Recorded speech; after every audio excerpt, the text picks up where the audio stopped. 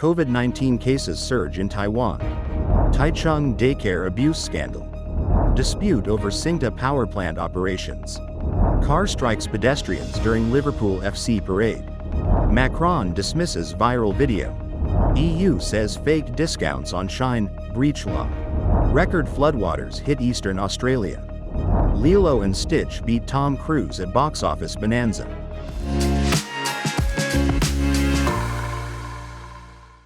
Hello, I'm Wade Lee. Thank you for joining us on Funday News. It is Wednesday, May 28th, World Hunger Day, and here are your top stories. And for today's Taiwan's news. Last week, over 41,000 COVID-19 visits were reported as cases rise rapidly nationwide for 7 consecutive weeks. The CDC warned the peak may last until late June or early July, with weekly visits possibly reaching 200,000 due to highly contagious variants. Mask wearing is advised in hospitals, public transports, and crowded indoor spaces. A private daycare in Taichung's Funday district was exposed for child abuse, including dragging and pulling children causing injuries. The main caregiver, Chen, was fined 600,000 NT dollars and banned from childcare work for 30 years. The center was fined $400,000 and ordered to close from August 1st due to serious management failures. Kaohsiung's Mayor Chen Qimai defends Taipower against secret operation claims of coal units 3 and 4 at Yida plant, citing 33% of Kaohsiung's power is sent to other cities. Taichung Environment Director Chen Hongyi responds that power supply is regional, urging Kaohsiung to advocate for southern air quality amid old coal units restarts.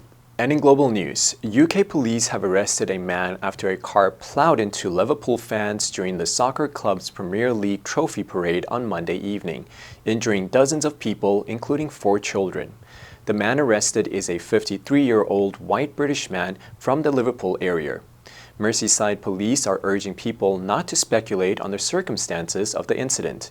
A total of 27 people were taken to hospital, 4 of whom are very ill in hospital. Police will reveal the findings of an investigation into the collision so that all the facts are known. Merseyside police said the incident was not being treated as terrorism. The man arrested is believed to be the driver of the car. The incident occurred as the city was filled with soccer fans attending an open-top bus parade to celebrate Liverpool Football Club's 20th top-flight league title. Video on social media appears to show the vehicle plowing into pedestrians celebrating in the street. The parade on Monday, which coincided with a separate May public holiday in the UK, featured players from the Liverpool squad being driven around the city centre in an open-top bus. Hundreds of thousands of gleeful fans joined the festivities along the 16-kilometre route, waving flags and flares of red smoke. French President Emmanuel Macron has dismissed a viral video showing his wife, Brigitte, pushing his face away as they disembarked from a plane in Vietnam for the first leg of a Southeast Asian tour. Speaking to reporters in Hanoi on Monday, Macron addressed the clip directly, pushing back against the speculation it sparked.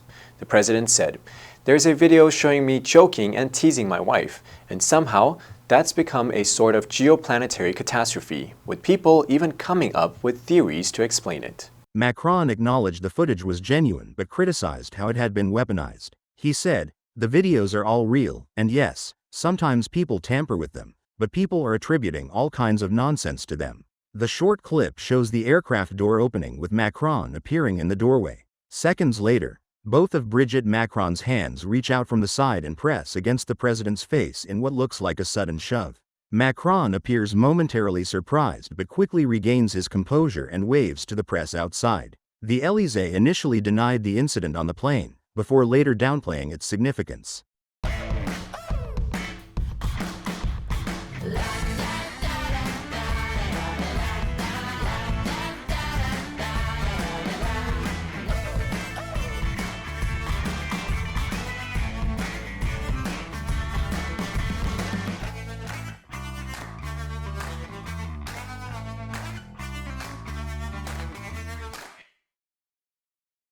Fake discounts, pressure selling, and other practices on Chinese fast fashion website Shein breached the law.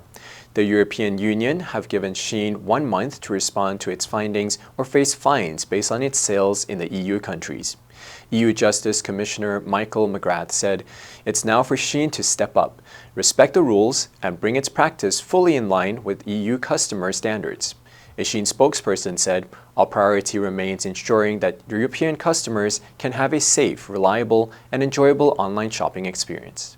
The EU said on Monday that its ongoing investigation by the bloc's consumer rights enforcer found a broad range of practices with which consumers are confronted while shopping on Shein and that are in breach of EU law. These included misleading information, deceptive product labels, misleading sustainability claims, and hidden contact details. The investigation also uncovered instances of falsely presenting better deals by showing price reductions that were not based on actual prior prices, as well as fake deadlines to put consumers under pressure to buy. The EU has also asked Shein to ensure that its product reviews and ratings are not presented to consumers in a misleading manner. Record floodwaters on Australia's east coast have left 4 people dead and 1 missing.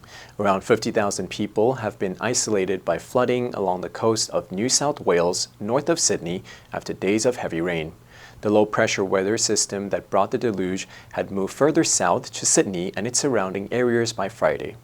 Prime Minister Anthony Albanese and New South Wales Premier Christopher Minns were inspecting devastated communities on Friday, some of which had been inundated by the highest floodwaters on record. These aren't the records that you want to break, but we've seen more rain and more flooding in the mid and to North Coast area than we've ever seen before. Minns praised emergency services and volunteers for rescuing 678 people from floodwaters in recent days, including 177 in the past 24 hours. Despite the easing rain, crews were still monitoring the risk of rising floodwaters due to continued inflows into catchments. Bellinghamshire Council Mayor Steve Allen said landslides, as well as damaged roads and bridges, were complicating efforts to reach isolated communities in his rural local government area. He said, "We've woken up to blue skies, which is a great thing. Our rivers are slowly receding, and I think we're probably transitioning from the response phase into the recovery phase this morning." Disney's live-action Lilo and Stitch remake and Tom Cruise's supposedly final Mission Impossible outing have opened as 2 of the biggest films of the year during a record-breaking weekend at the box office. Lilo and Stitch, which revisits the 2002 animated family favorite, exceeded expectations with global takings of $341 million. That made it the second highest opening of 2025 so far, after a Minecraft movie, and it broke the record for the Memorial Day weekend in the US. Mission Impossible: The Final Reckoning also proved a hit, with $190 million in ticket sales. Cruise has been playing Agent Ethan Hunt since 1996 and seemingly confirmed The Final Reckoning would be the last installment by telling The Hollywood Reporter, "It's the final. It's not called final for nothing." However, some have doubts about whether it will really turn out to be the end. Meanwhile, Lilo and Stitch achieved the 3rd best box office opening among live-action remakes of beloved Disney animations, behind 2019's The Lion King and 2017's Beauty and the Beast. The new version stars Courtney B. Vance and Zach Galifianakis alongside 8-year-old Maya Kealoha and a computer-generated cuddly runaway alien. The answer for yesterday was C, rebuke. The manager had to rebuke the employee for missing deadlines. Did you answer correctly? Now let's delve into today's news. Macron dismisses viral video. Number 1, speculation. 推测, 猜测. There is a lot of speculation about the company's future plans. Number 2, catastrophe. 灾难, 大灾难. The earthquake was a major catastrophe that affected thousands of people. Number 3, momentarily, 短暂地.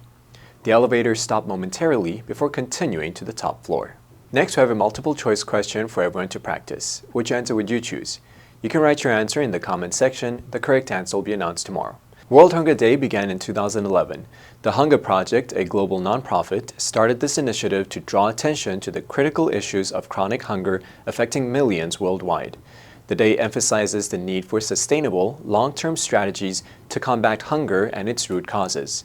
Most of the causes include poverty, lack of education, and inadequate access to nutritious food. And that's all for today's Funday news. Be sure to tune in to Funday news from Monday to Friday and click the link below to join Funday for free. I'm Wei Li, your host. I'll see you next time.